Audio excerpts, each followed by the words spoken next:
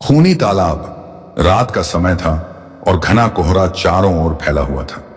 गांव के लोग अपने अपने घरों में दुबके हुए थे। मटकीपुर गांव वैसे तो बहुत शांत था, लेकिन उस रात सबके चेहरों पर अजीब सा डर साफ दिखाई दे रहा था। इसकी वजह गांव के बाहर स्थित वह पुराना तालाब था जिसे लोग खूनी तालाब कहते थे। इस तालाब की कई डरावनी कहानियां गांव में प्रचलित थीं। कहा जाता था कि जो भी उस तालाब में रात को उतरता वह वापस नहीं आता। उसके बाद उसकी चीखें सुनाई देती थीं, मानो उसे तालाब की आत्माएं अंदर खींच रही हों। बच्चों को तो इस तालाब के पास, गांव के लोगों में इस तालाब के डर की जड़ एक पुरानी घटना से जुड़ी थी। वर्षों पहले इस तालाब में गांव के एक प्रतिष्ठित व्यक्ति रघु की मौत हो गई थी। रघु को लोग ईमानदार और बहादुर मानते थे, लेकिन उसके जाने के बाद से गांव में अजीब घटनाएं घटने लगी। लोगों ने कहा कि उसकी आत्मा अब तालाब के पानी में बस गई है और वह उन लोगों को अपने साथ ले जाती है जो तालाब के नजदीक आते हैं। किसी ने बताया कि रात में उसकी परछाई पानी में देखी जा सकती है, जैसे वो किसी को बुला रही हो। यह कहानी गांव के एक नौजवान अर्जुन के लिए सिर्फ एक अफवाह थी। उसे इस तरह की बातों पर कभी विश्वास नहीं हुआ। वह शिक्षित था और इन बातों को अंधविश्वास मानता था।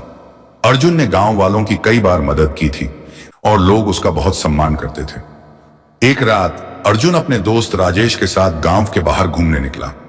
दोनों ने रात में तालाब की कहानियों को लेकर चर्चा की और राजेश ने अर्जुन को चेताया कि वह तालाब के पास न जाए। लेकिन अर्जुन को तो एक तरह की चुनौती महसूस हो रही थी। उसने राजेश से कहा, यह सब मनगढ़ंत बातें हैं, तालाब में कुछ नहीं है, मैं वहां जाकर देखता हूं। राजेश ने उसे मना किया, लेकिन अर्जुन ने उसकी बात नहीं मानी और तालाब के पास जाने का निश्चय किया।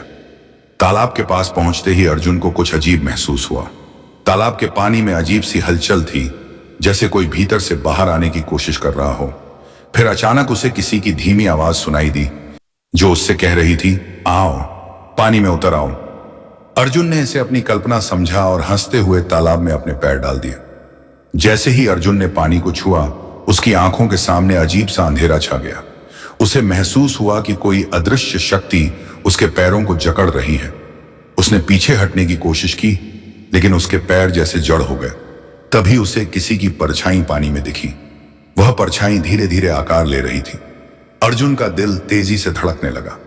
उसे एहसास हुआ कि उसके सामने कोई है, लेकिन वह न तो उसे देख पा रहा था और न ही महसूस कर पा रहा था कि यह असल में क्या है। तभी तालाब के पानी में से एक धीमी आवाज आई, तुमने इस अभिशप्त तालाब का नियम तोड़ा है, अब तुम बच नहीं सकते। अर्जुन का शरीर कांपने लगा, लेकिन उसने हिम्मत जुटाई और अपने पैरों को बाहर निकालने की कोशिश की। मगर वह ज्यों-ज्यों बाहर निकलने की कोशिश करता, उसका शरीर और भारी महसूस होने लगता।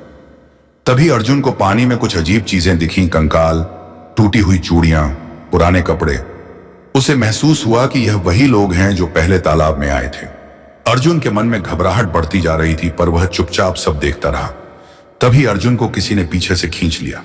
वह अपने होश में नहीं था और उसे ऐसा लगा जैसे उसकी आत्मा तालाब के भीतर खींच रही हो। तभी राजेश की आवाज सुनाई दी, जो उसे जोर से पुकार रहा था, अर्जुन, जल्दी यहां से बाहर आओ। राजेश ने जैसे ही अर्जुन को खींचा, वह अचेत होकर जमीन पर गिर पड़ा।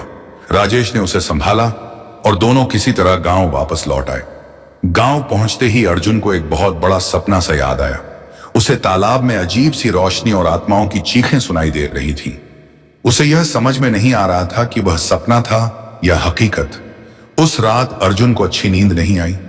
उसे बार बार तालाब के पानी में दिखे कंकाल और आत्माओं की चीखें याद आ रही थीं। अगले दिन अर्जुन ने ठान लिया कि वह इस रहस्य को सुलझाकर ही रहेगा। वह गांव के सबसे बुजुर्ग व्यक्ति पंडित शिवराम जी के पास गया, जिन्हें इस तालाब के बारे में बहुत कुछ पता था। पंडित शिवराम जी ने अर्जुन को गंभीरता से देखते हुए कहा, बेटा, यह तालाब अभिशप्त है। इस तालाब में कई निर्दोष लोगों की आत्माएं फंसी हुई हैं। वर्षों पहले रघु और उसके परिवार को इस तालाब में बेदर्दी से डुबो दिया गया था।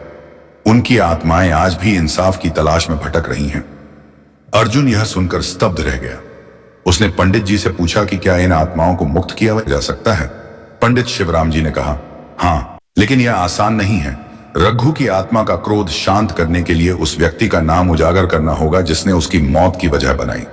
वह व्यक्ति इस गांव में अब भी मौजूद है और जब तक सच सामने नहीं आता, तब तक ये आत्माएं कभी शांति नहीं पा सकेंगी। अर्जुन ने यह जिम्मेदारी अपने कंधों पर ली और गांव में जांच करना शुरू किया। धीरे धीरे उसे पता चला कि रघु की मौत एक साजिश थी और इसके पीछे गांव का एक प्रभावशाली व्यक्ति ठाकुर प्रताप सिंह था। ठाकुर प्रताप सिंह ने अपनी संपत्ति बढ़ाने के लिए रघु को मार डाला था और उसकी मौत को तालाब के अभिशाप से जोड़ दिया था ताकि लोग उस पर शक न करें। अर्जुन ने यह सच सबके सामने लाने का निश्चय किया। उसने रात को एक सभा बुलाई जिसमें गांव के सभी लोग इकट्ठा हुए। अर्जुन ने ठाकुर प्रताप सिंह का असली चेहरा सबके सामने उजागर किया। यह सुनकर गांव वालों के चेहरे पर गुस्सा और डर का मिला जुला भाव था। ठाकुर प्रताप सिंह ने अर्जुन को धमकाया और कहा, तुम सच जान गए हो, लेकिन इससे तुम्हें कुछ हासिल नहीं होगा। यह गांव मेरी मर्जी से चलता है। मगर अर्जुन ने हिम्मत नहीं हारी। उसने पंडित शिवराम जी की मदद से एक अनुष्ठान किया जिसमें गांव वालों ने रघु की आत्मा की शांति के लिए प्रार्थना की। अनुष्ठान के बाद तालाब के पानी में एक अजीब सी चमक उठी और लोगों ने महसूस किया कि रघु और अन्य आत्माओं को मुक्ति मिल गई है। तभी अर्जुन को पानी में एक चेहरा दिखा जो रघु का था।